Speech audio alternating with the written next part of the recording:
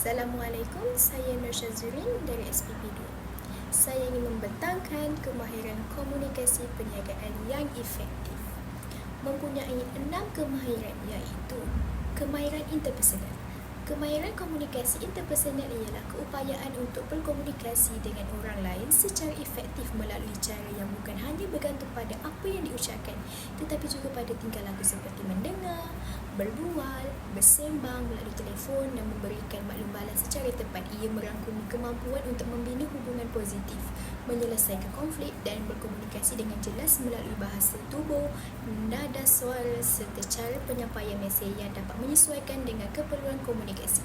Komunikasi ini juga hanya berlaku antara dua atau lebih individu secara langsung. Kemahiran ini sering dikaitkan dengan situasi kerja berpasukan, rundingan atau situasi sosial di mana hubungan interpersonal sangat penting untuk mencapai kerjasama dan pemahaman yang lebih baik. Seterusnya, kemahiran pengucapan awam. Kemahiran pengucapan awam ialah kebolehan seseorang untuk bercakap secara jelas, teratur dan menarik di hadapan sekumpulan orang. Ini termasuk cara penyampaian idea atau mesej dengan penuh keyakinan, mengawal intonasi suara dan menggunakan bahasa tubuh untuk menarik perhatian audiens. Kemahiran ini juga melibatkan keupayaan untuk berinteraksi dengan audiens, membaca reaksi mereka dan menyesuaikan cara penyampaian supaya mesej lebih mudah difahami dan diterima. Kemahiran ini juga sesuai untuk disampaikan di tempat majlis peribadi atau majlis terbuka. Bagi kemahiran tindak balas pula, kemahiran tindak balas merujuk kepada kemampuan seseorang untuk memberikan maklum balas yang sesuai dan konstruktif selepas mendengar atau menerima mesej dari orang lain. Contohnya, memberi maklum balas yang relevan. Tindak balas haruslah relevan dengan apa yang telah disampaikan oleh pihak lain, menunjukkan bahawa kita betul-betul mendengar dan memahami mesej mereka. Kemahiran ini penting dalam interaksi harian termasuk dalam perniagaan, pendidikan dan hubungan peribadi kerana ia membantu perbaiki pemahaman dan mendorong komunikasi yang lebih baik. Kemahiran pembentangan pula. Pembentangan ialah menyampaikan sesuatu perkara atau maklumat kepada orang lain. Pembentangan terbahagi kepada 3 iaitu persediaan sebelum, semasa dan selepas. Untuk pembentangan sebelum, kita perlulah membuat persediaan seperti menyediakan slide yang menarik dan menyediakan pakaian yang formal. Yang untuk semasa pula, hasilkan bahan visual yang menarik dan membuatkan poin-poin utama. Seterusnya, selepas pula, ia dapat mendapatkan feedback daripada audiens atau menanya tentang slide kita. Selain itu, kemahiran mendengar. Kemahiran mendengar adalah upayaan untuk memberi perhatian sepenuhnya kepada orang yang bercakap dan memahami mesej yang disampaikan. Ia melibatkan lebih daripada hanya mendengar perkataan tetapi juga memahami emosi, maksud dan isi sebenar. Kemahiran mendengar terdiri daripada 2 iaitu pendengar aktif dan pasif. Bagi pendengar aktif, pendengar terlibat sepenuhnya dan bertindak balas menggunakan isyarat, komen dan pertanyaan non-verbal. Untuk pendengar pasif pula, pendengar tidak bertindak balas terhadap idea penyampai tetapi hanya mendengar sahaja. Itu adalah perbezaan aktif dan pasif. Akhir sekali, kita pergi ke kemahiran pengurusan maklumat. Keupayaan untuk mengumpul, menyusun, menganalisis dan menyebarkan maklumat dengan cara yang berkesan. Contohnya, pencarian dan pengumpulan maklumat. Kemampuan untuk mencari dan mengumpulkan maklumat yang relevan dari pelbagai sumber, sama ada dalam talian atau luar talian. Okey, kita pergi ke tajuk yang seterusnya, iaitu ciri-ciri komunikasi perniagaan yang berkesan dalam perniagaan. Yang pertama, completeness atau kesempurnaan bermaksud dalam konteks maklumat dan komunikasi merujuk kepada penyampaian maklumat yang penuh dan tidak ada yang tertinggal. Ia memastikan bahawa semua aspek penting telah diliputi sehingga penerima mendapat gambaran atau pemahaman yang menyeluruh mengenai semua topik atau mesej. Dalam perniagaan atau pengurusan data, kesempurnaan sangat penting kerana maklumat yang telah dilengkap boleh menyebabkan salah faham, kesilapan dalam membuat keputusan atau kehilangan peluang. Sebagai contoh, laporan yang lengkap akan merangkumi semua data analisis dan cadangan yang diperlukan untuk membuat keputusan yang tepat. Seterusnya, conciseness atau keringkasan bermaksud menyampaikan maklumat dengan jelas dan padat tanpa elemen yang tidak perlu atau terlalu panjang. Dalam konteks komunikasi atau penulisan, conciseness menekankan penggunaan perkataan yang tepat untuk menjelaskan sesuatu dengan ringkas tetapi penuh makna. Ini membantu mengelakkan kekeliruan dan menjadikan mesej lebih mudah difahami serta menarik perhatian. Contohnya, dalam penulisan laporan atau email, pendekatan ringkas memudahkan penerima untuk memahami mesej utama tanpa perlu membaca maklumat tambahan yang mungkin tidak relevan. Seterusnya, consideration atau pertimbangan merujuk kepada amalan pertimbangkan perasaan, perspektif dan keperluan orang lain dalam setiap tindakan atau komunikasi yang diambil. Dalam konteks komunikasi, ia melibatkan memahami impak mesej kita terhadap penerima dan memilih cara penyampaian yang sensitif terhadap perasaan dan situasi. Okey, kita pergi ke tajuk yang seterusnya, iaitu ciri-ciri komunikasi perniagaan yang berkesan dalam perniagaan. Yang pertama, completeness atau kesempurnaan bermaksud dalam konteks maklumat dan komunikasi merujuk kepada penyampaian maklumat yang penuh dan tidak ada yang tertinggal. Ia memastikan bahawa semua aspek penting telah diliputi sehingga penerima mendapat gambaran atau pemahaman yang menyeluruh mengenai semua topik atau mesej.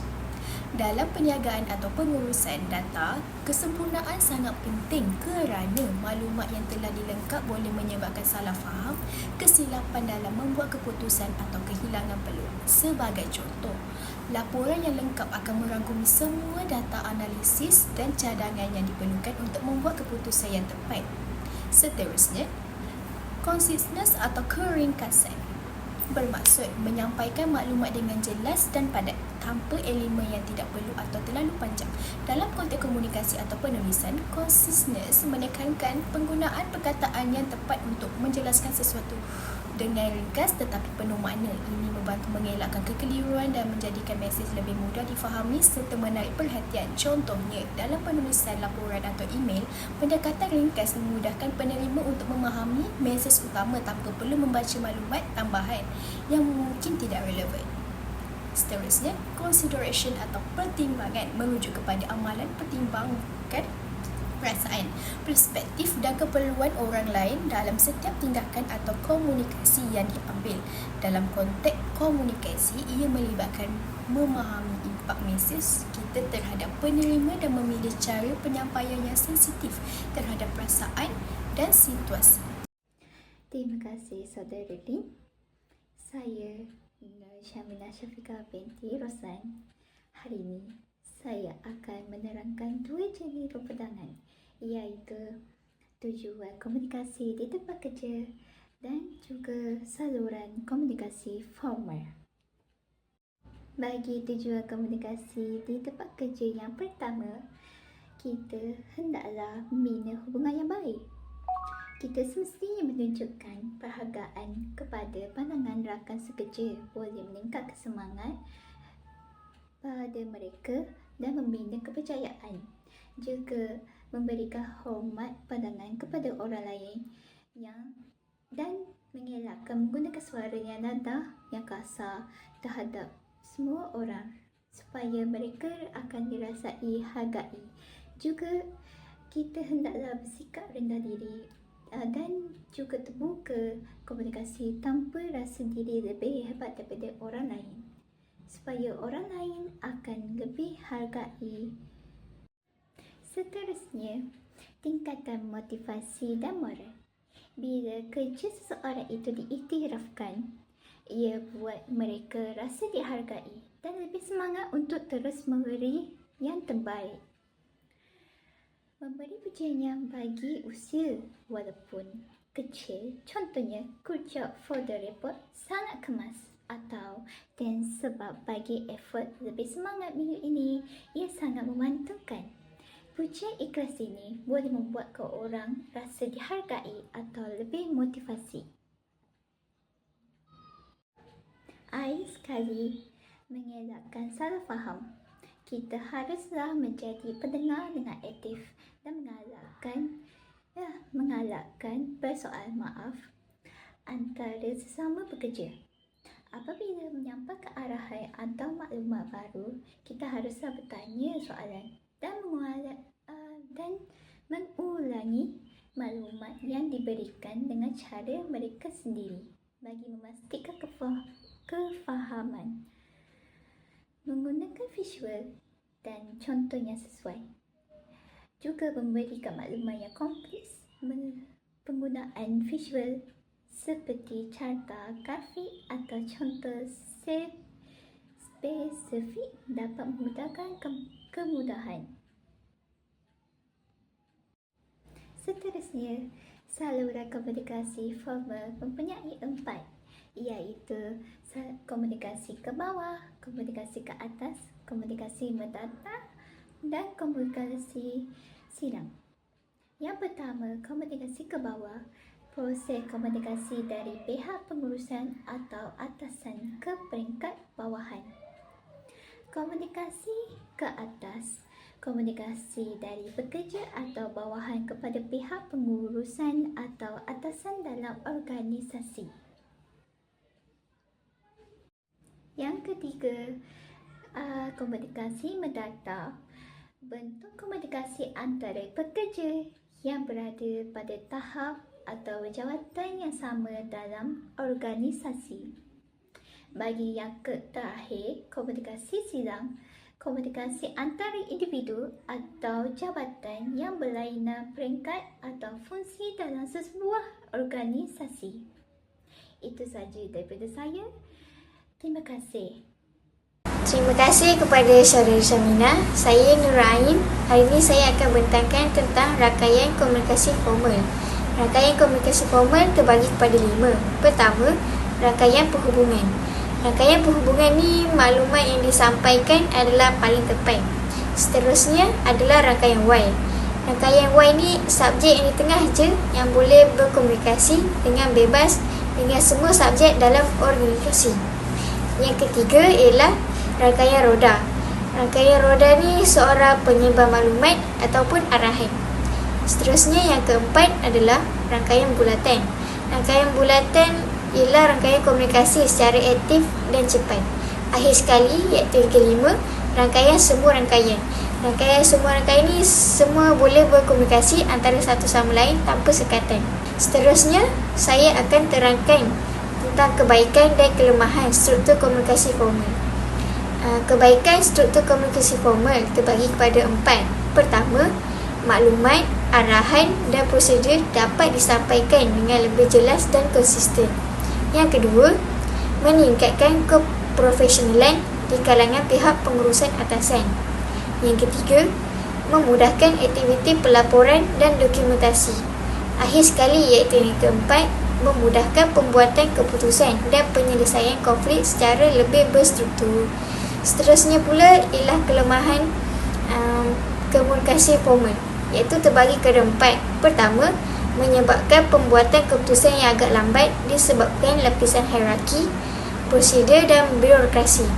Yang kedua adalah struktur kurang fleksibel menyebabkan kesukaran untuk membuat perubahan jika diperlukan. Yang ketiga pula, mengurangkan potensi kreativiti dan inovasi disebabkan pematuhan terhadap peraturan dan prosedur sedia ada. Akhir sekali yang keempat, hubungan personal yang kurang disebabkan struktur organisasi. Baiklah, itu sahaja daripada saya. Seterusnya saya akan serahkan kepada saudari Ilya untuk membentangkan hujah beliau. Terima kasih.